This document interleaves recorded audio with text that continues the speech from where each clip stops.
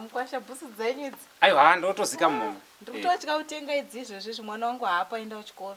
Anogona kuuya akatadza kukwana bhutsu idzodzi. Ndigoita sei nadzo kwamunogara chaiko handikuziva. Aiwa mama, bhutsu tengai. Kana kuri kuti dzatadza kukwana nditi.